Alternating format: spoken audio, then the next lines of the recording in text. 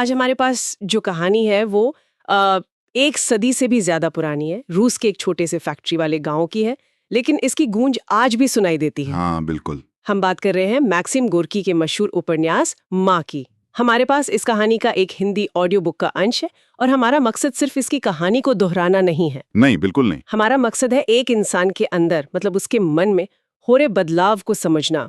हम ये देखेंगे कि कैसे एक साधारण सी डरी सहमी औरत, जिसकी पूरी दुनिया अपने शराबी पति की मार और घर की चारदीवारी तक ही सीमित थी, एग्जैक्टली कैसे वो अपने बेटे के चुने हुए क्रांतिकारी रास्ते की वजह से खुद एक ऐसी राह पर निकल पड़ती है जिसके बारे में उसने कभी सोचा भी नहीं था। ये एक माँ के प्यार की कहानी तो है, पर इससे कहीं ज्यादा है। ये कहानी है अपनी आवाज ढूंढने की।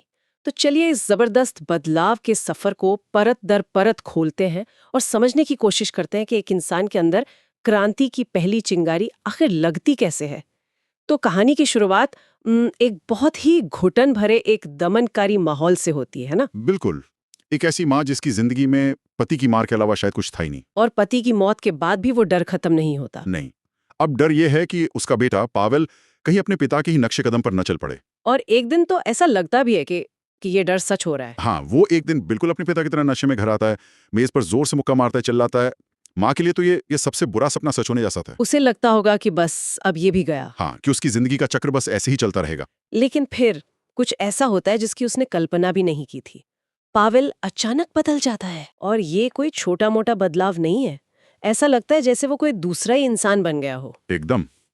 शराब पीना बंद, पार्टियों में जाना बंद, दोस्तों से मिलना जुलना बंद, बस घर में चुपचाप बैठा कुछ किताबें पढ़ता रहता है। सोर्स में एक लाइन है कि माँ उसके चेहरे पर एक सख्त तपस्वी एक्सप्रेशन देखती है। ये सुनने में बड़ा साहित्यिक लगता है। इसका असल में मतलब क्या है? इसका मतलब है उसके चेहरे पर ऐसी गंभीरता आ गई थी जैसे जैसे किसी साधु संत की हो, जिसने दुनिया की सारी मौज मस्ती, सारी इच्छाएं, सब कुछ त्याग दिया हो। अच्छा। वो हंसता नहीं था, मजाक नहीं करता था। माँ के लिए ये बहुत अजीब था।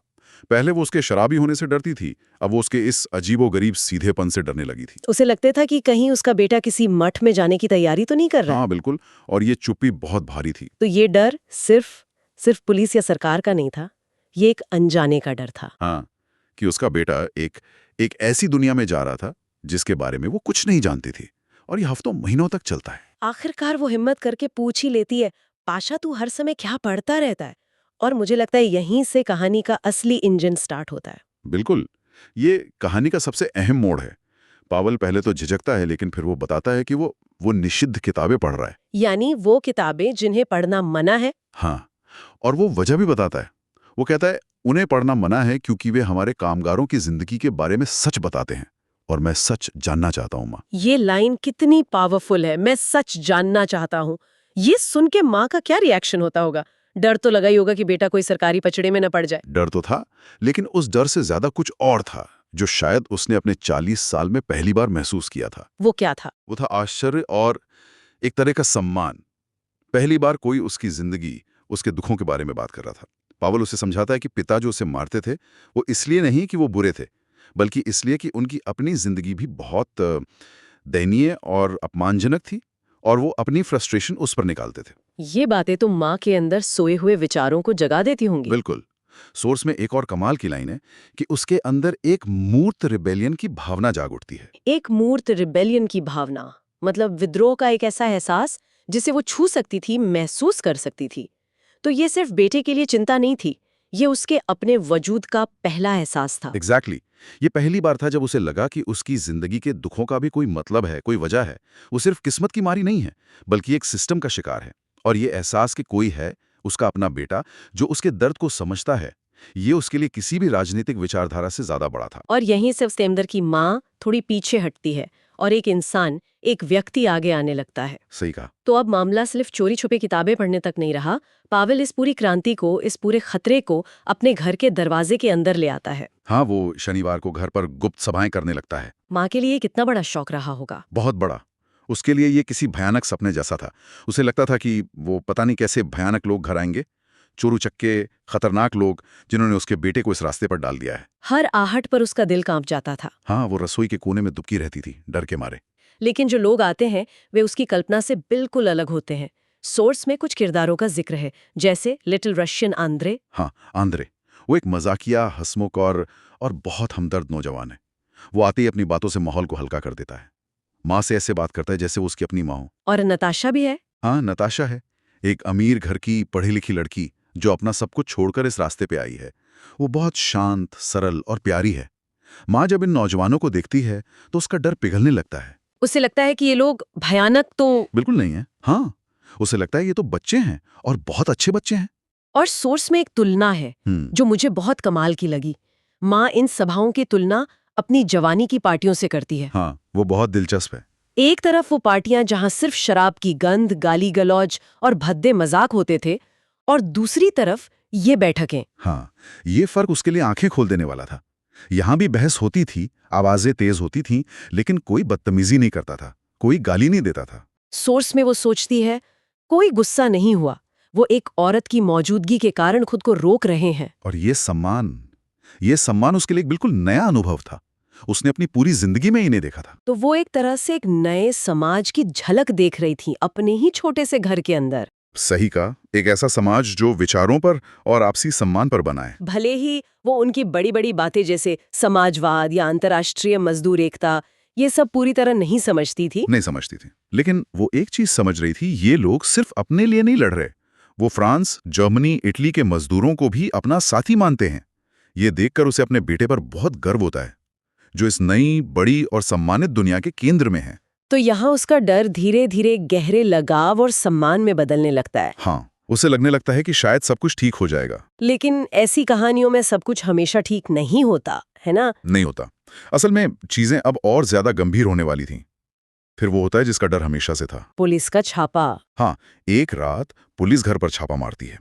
एक लंबा, पतली मूंछों वाला अफसर आता है जिसका व्यवहार बहुत बहुत तिरस्कार भरा है। वो पावेल की किताबों को ऐसे जमीन पर फेंकता है जैसे वो कोई गंदगी हो। वो अपमानजनक बातें करता हाँ, है। माहौल में एक भयानक तनाव घुल जाता है। माँ का दिल जोर जोर से धड़क रहा है। और उसी तनाव के बीच पावेल का एक साथी निकोलाई, वो टूटता नहीं है। वो अफसर को एक विद्रोही जवाब देता है। हाँ, वो कहता है, हमने यहाँ पहली बार बदमाश देखे हैं। ये तो सीधे सीधे सत्ता को चुनौती देने जैसा हो गया। और इस विद्रोह की कीमत चुकानी पड़ती है। पुलिस पावेल को तो नहीं, लेकिन आंद्रे और निकोलाई को गिरफ्तार करके ले जाती है। और ये वो पल था जब माँ के लिए ये खतरा सिर्फ किताबों और बातों तक सीमित नहीं रहता। नहीं, अब वो हकीकत बन जाता है। उसने अपनी आंखों से देख लिया कि इस रास्ते पर चलने का अंजाम क्या हो सकता है। उसका घर अब सुरक्षित नहीं था। और ये तो बस शुरुआत थी। हाँ, इसके कुछ समय बाद फैक्ट्री में दलदल के पैसे को लेकर एक विरोध प्रदर्शन होता है, जिसे पावेल लीड करता है। और उस प्रदर्शन के बाद पावेल को भी गिरफ्तार कर लिया जाता है। अब माँ बिल्कुल अकेली और बेसहारा रह जाती है। ये उसके लिए सबसे मुश्किल पल था। उसका बेटा, उसकी दुनिया का केंद्र, अब जेल में था। वो अकेली थी, डरी हुई थी। लेकिन तभी उसके बेटे के साथी उसके पास आते हैं। और वो उसे बताते हैं कि पावेल और बाकी लोगों को बचाने के लिए ये आंदोलन जारी रखना होगा। हाँ, और ये साबित करने के लिए कि ये आंदोलन सिर्फ एक व्यक्ति का नहीं है, फैक्ट्री में पर्चे बांटने का काम जारी रखना होगा। और यहीं पर कहानी का सबसे बड़ा टर्निंग पॉइंट आता है। वो एक ऐसा कदम उठाती है जो कुछ समय पहले तक सोचा भी नहीं जा सकता था। हाँ, यही माँ एक दर्शक से भागीदार बन जाती है। वो जानती है कि अगर पर्चे बढ़ते रहे तो पुलिस ये नहीं मान पाएगी कि पावेल ही अकेला लीडर है, और शायद उस पर केस कमजोर हो जाए। तो ये सोच किसी राजनीतिक विचारधारा से नहीं आती। नहीं, ये सोच एक माँ की तड़प से पैदा होती है, जो अपने बेटे को किसी भी कीमत पर बचाना चाहती है। और वो लोगों से कहती है, मुझे दे दो, मैं खुद संभाल लूंगी। हाँ, वाह, एक औरत जो कुछ दिन पहले तक घर में आने वाले लोगों से डरकर छिप जाती थी, वो अब खुद फैक्ट्री में निषिद्ध पर्चे बांटने की जिम्मेदारी ले रही है। ये जबरदस्त बदलाव है। ये उसका सबसे बड़ा क्रांतिकारी कदम था। उसका प्यार उसके डर पर हावी हो गया। अपने बेटे को बचाने की इच्छा ने उसे वो हिम्मत दी जो शायद 1000 राजनीतिक भाषण भी नहीं दे सकते थे। उसने उस पल में डर और प्यार के बीच प्यार को चुना। बिल्कुल। और इसी के साथ वो अनजाने में ही सही उस आंदोलन का हिस्सा बन गई। कहानी के आखिर में हम माँ का पूरा बदलावा रूप देखते हैं। ये उसके अंदर आए इस बदलाव को बहुत ही मार्मिक तरीके से दिखाता है जब आंद्रे जेल से छूट कर आता है और वो उससे बात करती है। हाँ, वो एक बहुत ही भावुक और गहरा क्षण है। माँ पहली बार अपना दिल पूरी तरह से खोलकर किसी के सामने रखती है। वो अपनी 20 साल की शादी के उन दुखों के बारे में बताती है जहाँ सिर्फ मार और अपमान था। वो एक बहुत ही दर्दनाक बात कहती है। हाँ, कि उसकी आत्मा को बंद कर सील कर दिया गया था। ये अंधी हो गई थी, जैसे पीट पीट कर उसके अंदर से सब कुछ, उसकी यादें, उसके सपने, सब निकाल दिया गया हो। उसकी आत्मा सुन्न हो चुकी थी। लेकिन फिर वो कहती है कि अब सब कुछ अलग है। ये बहुत दिलचस्प बात है। वो कहती है कि डर तो अब भी है, पर ये नया डर है। अब उसे हर किसी के लिए दया आती है। इसका क्या मतलब है? ये नया डर क्या है? यह बहुत गहरा मनोविज्ञान है। उसका पुराना डर मतलब स्वार्थी था, मुझे मार पड़ेगी, मेरा बेटा बिगड़ जाएगा। ये डर अपने तक सीमित था। अच्छा। लेकिन ये नया डर सहानुभूति से पैदा हुआ है। ये डर उन सभी नौजवानों के लिए है जो इस रास्ते पर हैं। ये डर एंद्रे के लिए है, नताशा के लिए है, उन सबके लिए है जिन्हें वो अब अपना मानने लगी है। वो आंद्रे से कहती है, आत्मा ने अपनी आंखें खोल दी हैं। वो देखती है और एक ही समय में उदास और खुश होती है। हाँ, उदास और खुश एक ही समय में। मतलब अब वो सिर्फ अपना दर्द नहीं, बल्कि दूसरों का दर्द भी महसूस कर सकती है। बिल्कुल। और यही कहानी का सार है। उसका प्यार जो पहले सिर्फ अपने बेटे पावेल तक सीमित था, अब वो उन सभी लोगों के लिए है जो सच्चाई और सम्मान के लिए लड़ रहे हैं। वो समाजवाद की जटिलताओं को भले न समझे, लेकिन वो इंसानों को समझती है। हाँ, उनके दुखों को समझती है। उसने एक नया बड़ा परिवार पा लिया है। आंद्रे उसे बिल्कुल सही कहता है, तुम में ममता की बड़ी क्षमता है। मतलब अब वो सिर्फ पावेल की माँ नहीं थी, वो उन सभी नौजवानों की माँ बन चुकी थी जो हक के लिए लड़ रहे थे। उसका दिल, उसकी ममता अब सिर्फ एक बेटे के लिए नहीं, सबके लिए थी। सबके लिए थी। तो हमने देखा कि कैसे एक बिल्कुल साधारण औरत डर, चुप्पी और अपमान के अंधेरों से निकलकर मकसद और हिम्मत की रोशनी में आती है। उसकी अपनी व्यक्तिगत यात्रा उस दौर की बड़ी राजनीतिक क्रांति का एक प्रतीक बन जाती है। सही कहा। गोरकिया में ये दिखाते हैं कि क्रांति सिर्फ राजनीतिक नारों, झंडों और प्रदर्शनों का नाम नहीं है। असली क्रांति उस गहरे व्यक्तिगत बदलाव का नाम है जो तब होता है जब कोई इंसान अपने दुखों को एक बड़ी सामूहिक कहानी का हिस्सा मानने लगता है और फिर उसे बदलने की हिम्मत करता है। हाँ, शायद माँ का ये सफर, ये खामोश बदलाव किसी भी जोशीले राजनीतिक भाषण से कहीं ज्यादा क्रांतिकारी है। और ये हमें एक बहुत जरूरी सवाल पे लाकर छोड़ता है। सोचने वाली बात यह है कि किसी इंसान की जिंदगी में वो कौन सा पल होता है, वो कौन सी चिंगारी होती है जब उसका दर्द सिर्फ उसका अपना नहीं रहता, जब वो अपने आसपास देखकर कहता है, बस अब और नहीं।